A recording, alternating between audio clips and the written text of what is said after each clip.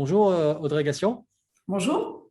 vous êtes adjointe au maire de Marseille en charge de la politique de la ville et des mobilités. Alors, c'est un vrai sujet en particulier pour ce Sustainable Mobility Forum, vous le savez. Alors, est-ce que vous pourriez en quelques mots nous partager quels sont les grands enjeux de la mobilité à Marseille et peut-être finalement nous présenter les grandes lignes du projet, du plan Marseille en grand, s'il vous plaît?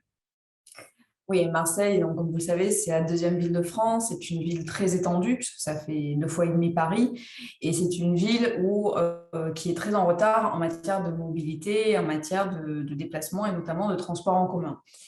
C'est face à ce retard et à du coup, ce constat qui est partagé par tous et toutes, que l'État a entendu nos demandes et a mis en place ce plan Marseille en grand qui se veut être une vraie impulsion pour la ville de Marseille, pour accélérer en matière de transport en commun avec un plan très ambitieux, puisque c'est 1 milliard qui sont sur la table, 250 millions d'euros de subventions et 750 millions d'euros d'avance que fait l'État pour développer les transports en commun. Et d'ailleurs, il est précisé dans les amendements,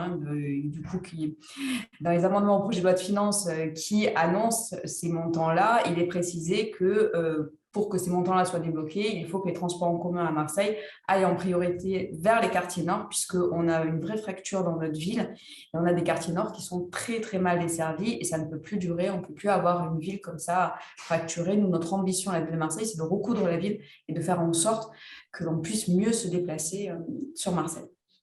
Parfait, merci beaucoup pour ces premiers éléments de réponse. Alors, est-ce que vous pourriez nous parler des deux grands projets autour du tramway, justement en ce moment même, qui sont lancés et à quels besoins finalement des utilisateurs ils répondent, ces deux projets? On a deux grandes ambitions de développer le tramway dans le quartier nord. Donc, ça répond, hein, on est encore dans ce plan Marseille en grand et on est encore dans cette ambition-là de recoudre la ville. D'abord, développer une extension du tramway numéro 2 vers la Belle de Mai et jusqu'au Merlan et une extension du tramway numéro 3 jusqu'à la Castellane. Et même plus loin, hein, notre objectif, c'est que le tramway aille le plus loin possible, lycée Saint-Exupéry et Saint-Antoine, puisqu'ensuite, l'objectif étant de faire une intermodalité aussi avec les gares, puisqu'il y a 12 haltes dans Marseille, 12 haltes et gares dans Marseille. Il y a un réseau ferré qui est assez important, qui est encore assez peu utilisé, mais on sait qu'à l'avenir, le train est aussi une solution de mobilité qu'il va falloir encourager aussi en intercité. Et donc, c'était très intéressant pour nous d'avoir un tramway qui puisse justement faire de l'intermodalité avec un réseau ferré. Donc, on est sur ces deux projets-là. Nous, c'est vraiment des projets phares et c'est des projets très structurants pour la ville. D'accord. Alors, je vous propose de revenir maintenant aux mobilités douces et actives et à votre politique publique en la matière.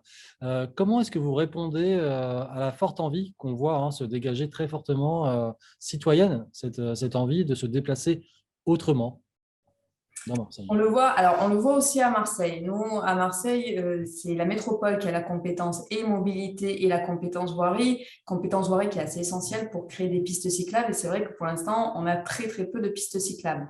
Mais cependant, on voit que les Marseillaises et Marseillais ont très envie d'utiliser le vélo, d'utiliser une autre façon de se déplacer dans la ville. Même si les infrastructures tardent à arriver, on sent cet engouement dans la population. Nous, la ville de Marseille, même si ce n'est pas notre compétence première, les mobilités, on a choisi d'avoir une politique volontariste sur ces sujets-là et on a mis en place des vélos assistance électrique qui sont en libre service, qui complètent l'offre de la métropole. Mais du coup, on va avoir avec ces vélos en libre service une couverture plus grande de la ville. C'était aussi un enjeu pour nous de mieux desservir la ville, comme je disais auparavant, de recoudre cette ville et de ne pas proposer ces mobilités-là, douces et actives, que dans l'hypercentre de Marseille.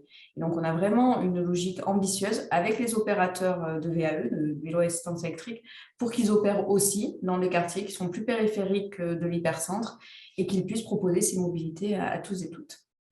Parfait, très bien. Alors, vous vous êtes fixé un objectif fort, ambitieux, qui est de rendre la ville neutre pour le climat d'ici 2030, si je ne me trompe pas, c'est bien ça. Alors, Tout à quel fait. levier justement offre, on peut l'imaginer, la mobilité pour réussir cet immense défi? Alors, c'est vrai que c'est un objectif très ambitieux, surtout lorsqu'on voit du coup le constat actuel et l'état actuel des mobilités à Marseille.